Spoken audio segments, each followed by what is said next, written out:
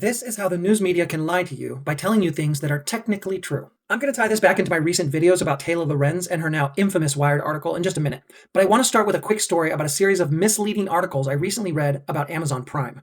A couple of days ago, I made the mistake of logging into Facebook and was immediately greeted with this image from CNET.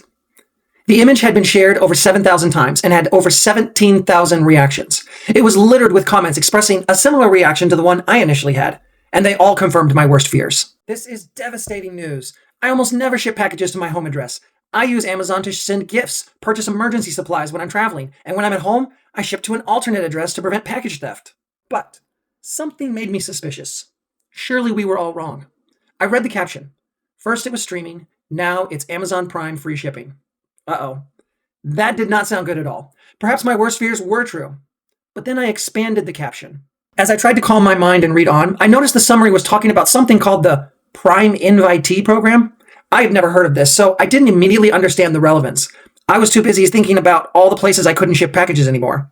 I decided to do a search in my browser, only to be confronted with a plethora of similarly titled articles. They all led me to the same initial conclusion. I would no longer be able to use my Prime shipping the way I'd always used it, and I might as well cancel my membership. After clicking around a bit, I finally figured out what I had been missing all along. My Prime shipping to addresses outside my home address wasn't going to be affected at all. As it turns out, Prime Invitee was actually a program where you could directly share your Prime benefits through the app with someone else. It was like an authorized version of password sharing.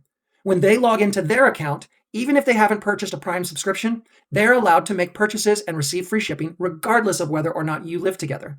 And now Amazon was rolling that program into Prime Family. Prime Family still allows benefits sharing across accounts, but all those accounts must reside at the same address. This is all that was changing. So, with very few exceptions, everyone in the comments section was completely wrong about what was happening. The headlines were all technically true, but they led people to jump to incorrect conclusions. And I believe this was intentional. A lie is defined as communication intended to deceive. Everything contained within that communication may be true, but if everyone receiving that communication walks away believing something that is false, and that was the intent of the person who made the communication, then that communication was a lie. A lie communicated with the truth. CNET and other news outlets could easily have anticipated that when people saw their headlines, they would immediately react in anger, mistakenly assuming that they were losing a key component of their Prime shipping benefits. But they went ahead and crafted a headline and articles that didn't dispel that presumption up front. Instead, they buried the most important information in the article and counted on our short attention spans and propensity to reactively share and comment on things that upset us. They turned our weaknesses against us and manipulated us into promoting their content. Over this past week, I've been processing my thoughts about this Taylor Lorenz recent Wired article and the way she presented the information in it. I even made a couple of videos expressing some of my initial thoughts. Technically, everything said in the article can be argued to be true. Some claims are debatable, and I'm still looking into them. I'll be making follow-up videos later to discuss those details.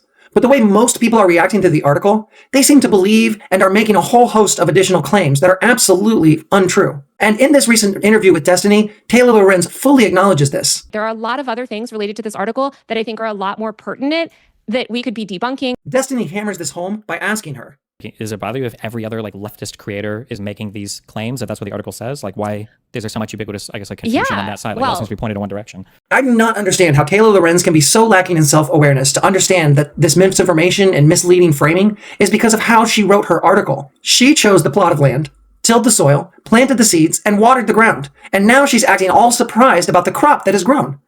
She's kind of like the hot dog man. What happened? Did anyone see? Someone drove a hot dog-shaped car through the window. Driver's gone. Somebody call the cops. We need to find that driver. They could have killed someone. Whose car is this? Yeah, come on. Whoever did this, just get fast. We promise we won't be mad. What? Ethical journalism means understanding your audience and anticipating how the words you use to report your story can be used to malign the truth. We all must be careful that we are precise with our words and that we cut off potential misunderstandings by adding valuable context. Not only did Taylor Lorenz abandon her duty of care to avoid these misunderstandings, she expressed a flippant attitude about the people misinterpreting her work. Those people, they can take my article and use it however they want. She even admits that these misunderstandings are rampant. I have tried to correct people, and I actually asked somebody to change a title on something, and I'm doing a TV hit tomorrow, like a television hit, and they literally reached out to me with misleading framing, and I was like, hey, before I hop on, I just want to make sure that you've read what the actual article says. They're sort of extrapolating a lot. When I have time, I will make a more thorough video. You know, sometimes I try to do like a TikTok where I'm like, hey guys, here's the 10 craziest claims about my article. Like, let me share, kind of like debunk some of that. I feel like if I wrote an article and this many people had this big of a misunderstanding, I would be very bothered. But well, that's why I'm here helping you understand it, because I think that there's a lot of misconceptions about it. Taylor Lorenz is admitting that she needs to do a lot of cleanup on the fallout from this article. But I'm not sure how she thinks she has the ability to track down and confront every single person who read her article and extrapolated things from it that weren't true. So this seems like a disingenuous mea culpa at best. Instead of doing a cleanup job after the article was published, wouldn't it be more responsible to simply have written an article that wasn't so easy to get the wrong message from in the first place? And what is her message for people who are reading her article and walking away believing misinformation? What I would say to them is, hey guys, before you make a lot of those claims, let's encourage Chorus to publish the full roster. Let's encourage more creators to come forward themselves and talk about it if they're able to. Now, in order to call this a lie, one has to presume that Lorenz intended to deceive, not that people simply lack the media literacy skills and Lorenz didn't communicate at their level. But let's look at one example of where people have extrapolated the wrong message. Maybe Madeline Pendleton needs an apology from some people on this app, because according to a new story from Wired, Aaron Parnas, Olivia Juliana, David Pakman even, they're all receiving money from slush fund groups like the 1630 Fund, which are really just a part of a larger network of what's known as the Chorus Creator Incubator, which itself is the creation of the Democratic Party. So when she was on here saying, hey, people are being offered money by the Democrats in order to make political content, and people, for all intents and purposes, assassinated her character and claimed she was lying. I don't think she was lying anymore. All of them paid for. Paid for by either a secondary or tertiary group that itself is created by the Democratic Party. So, yeah, Democrats were paying people to get on here and chill. Because of course they were, because that's how new media works. Lorenz is adamant that... Another thing I could just debunk really quickly, since you're giving me the opportunity, is that we did not mention the DNC in the article. Okay, technically that is true. But when Destiny confronts her with her subhead, listen to Taylor Lorenz's response. An initiative aimed at boosting Democrats online offers influencers up to $8,000 a month to push the party line. And then all they have to do is keep it secret and agree to restrictions on their content. And then you mentioned later on in the article about the Democrats and Joe Biden and campaigns. Like, that feels like a pretty official establishment tier. Sure. Oh, they're definitely in with the establishment. Well, like, not just, but like the White House and Joe Biden. And I mean, it feels pretty easy to rope. I would understand why anybody would rope the DNC into that, right? If you're talking about literally the party and pushing the party line and Joe Biden and the White House, right? I mean, we don't mention that. Okay, so she's saying they're in with the establishment, but not the DNC. But she also acknowledges that to many people, that's the same thing. The DNC is used as slang for the establishment in a way that I'm sympathetic to, and I totally have done that myself. Then she tries to split hairs over the difference between the Democratic Party and the DNC. Well, it's because you bring up the Democrats a lot, right? Like when you say figures Democrats have struggled to work with. The DNC is a specific organization, and I just want to make it clear that we don't mention that specific organization. And she acknowledged that the way she positioned discussing Joe Biden in the article may have led people to make that connection between the DNC/establishment and Chorus. We mentioned Joe Biden, so they can loop that in and establishment, and sure, but like, I mean, sure. But wait a minute.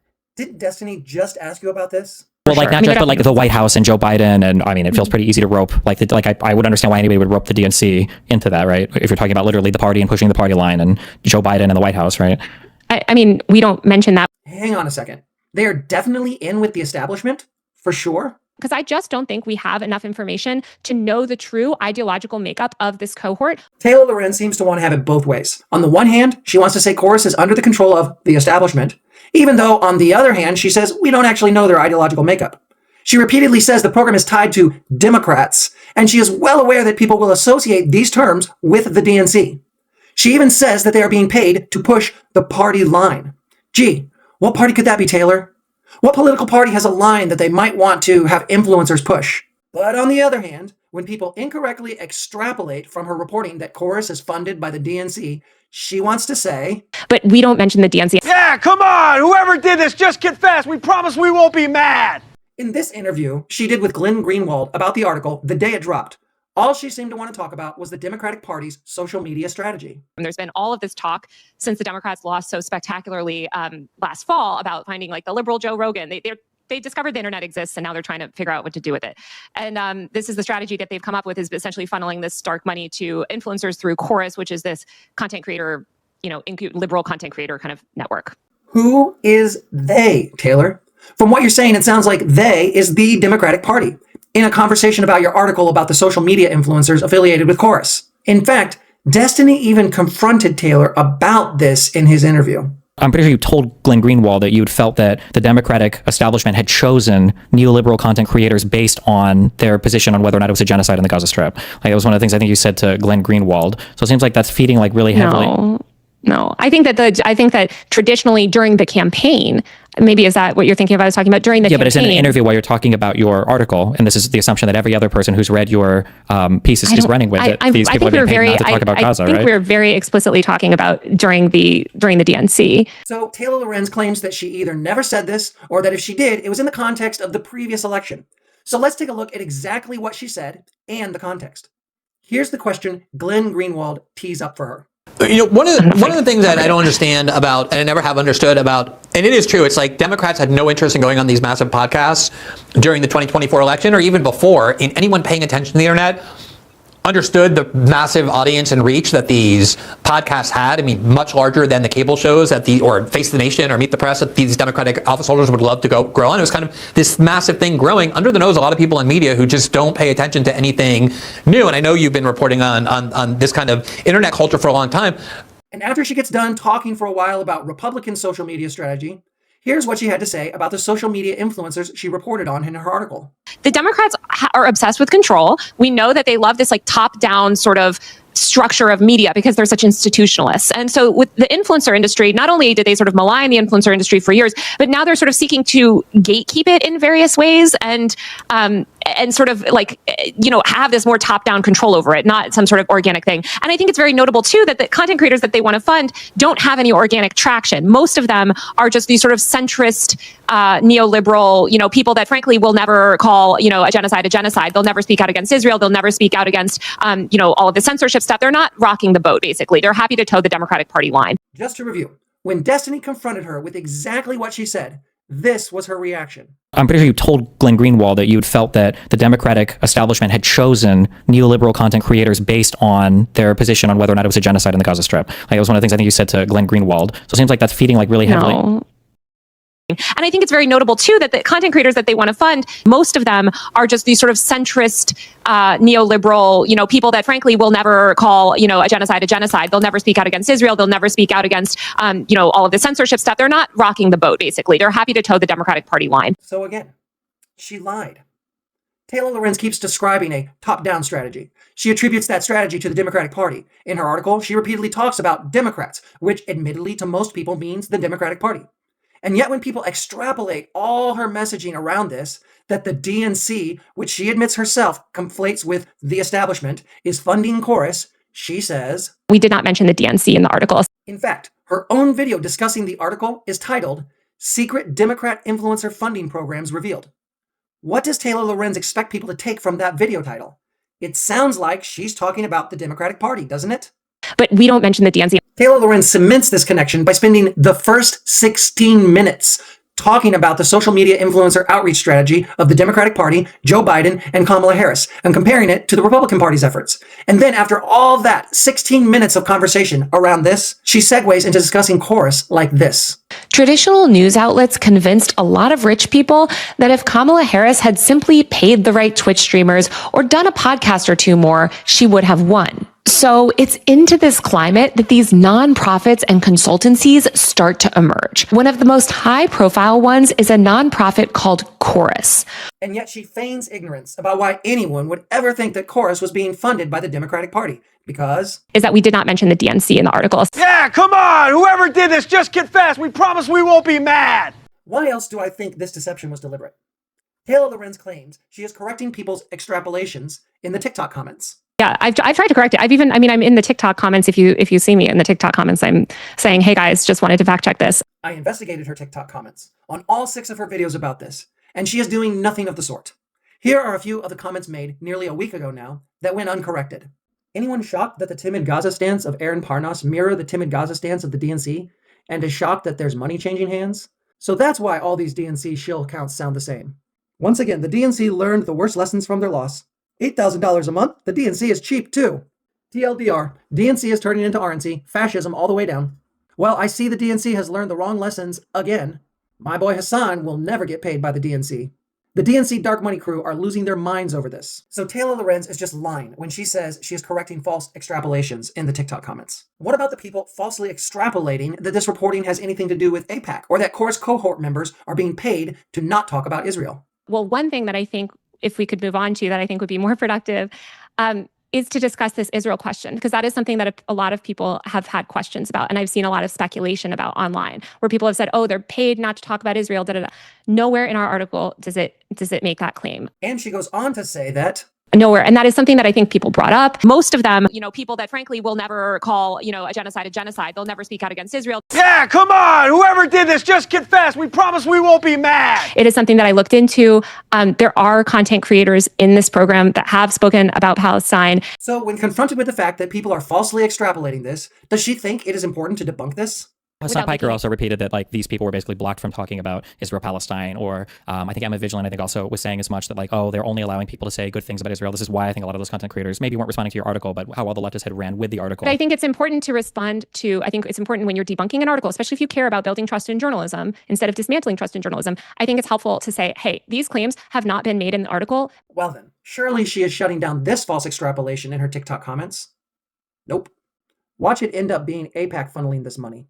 Let me guess, all paid influencers are pro-Israel. But it gets worse. Not only is Lorenz not correcting these TikTok comments on her video like she claims, she's actively endorsing and boosting them with likes. DNC should just pay Cardi for a verse if this is the game, LOL. Reminds me of AIPAC and the influencers gotta stay on message with the Democratic establishment. Maybe Madeline Pendleton needs an apology from some people on this app. So when she was on here saying, hey, people are being offered money by the Democrats in order to make political content, I don't think she was lying anymore. But I don't think those people actually read the article. When the journalists who wrote this story for Wired reached out to talk to people like Aaron Parnas and the other creators who they mentioned, there's a whole host of them. I'll just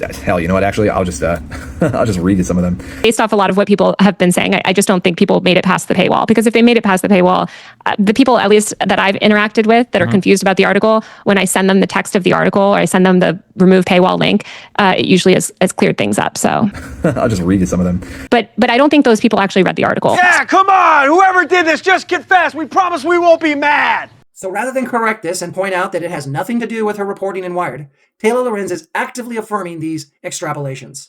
So Taylor Lorenz is flat out lying when she says, I'm in the TikTok comments. If you see me in the TikTok comments, I'm saying, hey guys, just wanted to fact check this. Well, maybe not. Because she has taken the time to correct some misinformation in her TikTok comments. The misinformation about her. Again, this is how Taylor Lorenz likes to lie by telling the truth. In a conversation about people extrapolating and spreading misinformation about her article, Lorenz claims that she is correcting misinformation. She just doesn't specify that she's actually talking about misinformation about her. They're just lying because their followers are too stupid to use their brains. Classy response, Taylor. Way to reveal what this is really all about. Contempt for your competition. Influencers in my story are so desperate. I'm actually shocked how ignorant and stupid these people are. This is a perfect example of why ignorant influencers shouldn't be getting involved in politics without educating themselves. I'm shocked at how stupid these people are. It's shocking how stupid you guys are. This dumb influencer with millions of followers. This is exactly the problem with people getting their news from influencers. And that's what makes this all so insidious. Taylor Lorenz can always fall back on, I didn't say the exact thing everyone thinks my article communicated, and escape accountability for her deception by claiming each piece of the article only contains information that on its own is factually true. But the way she put those pieces together, and the things she does not say or clarify, that is where the true deception is. This is highly unethical for a journalist to do. But unfortunately, it's becoming increasingly commonplace. In fact, some of the social media influencers mentioned in the article, I've chosen a long time ago to not follow them based on my perceptions of how they sensationalize or manipulate information to mislead their audiences. Like Taylor Lorenz, they probably don't even think that there's anything wrong with what they're doing. They're all just playing the game that everyone else is. So I choose not to hate the player. I choose to hate the game. And we're all drawn into playing that game. Even now, as I'm making this video, I find myself having to do retakes in order to use less sensational language. I find myself having to check what I'm saying and making sure I'm not making unverifiable statements or taking my audience down a path towards concluding something that isn't true. I've screwed up in the past, and I need to acknowledge that and do better in the future. Over the next several days, I'm going to produce a few more videos on this topic, going into depth about where I think both Taylor Lorenz and Chorus made mistakes. Some of them quite fundamental to this cyclone of extrapolated misinformation swirling around the story. Hopefully, going forward, everyone involved can acknowledge the mistakes that were made and recommit to achieving a higher standard of clearly communicating the truth. I'm going to close with a clip of what Taylor has to say about accountability. And I do want to be accountable to people. I pride myself on engaging with lots of people, even if they disagree with me on so many issues. I will always talk to them, hear out their point, hear their feedback. That's how I become a better journalist. If I only talk to people that agree with me or never have criticism of me, I would not become a better journalist. Okay, Taylor, this is my challenge to you. Reach out to me. Let's get on a TikTok live chat and have a conversation about your reporting and my criticisms of it. I'm sure a lot of people would like to hear you address them and take accountability.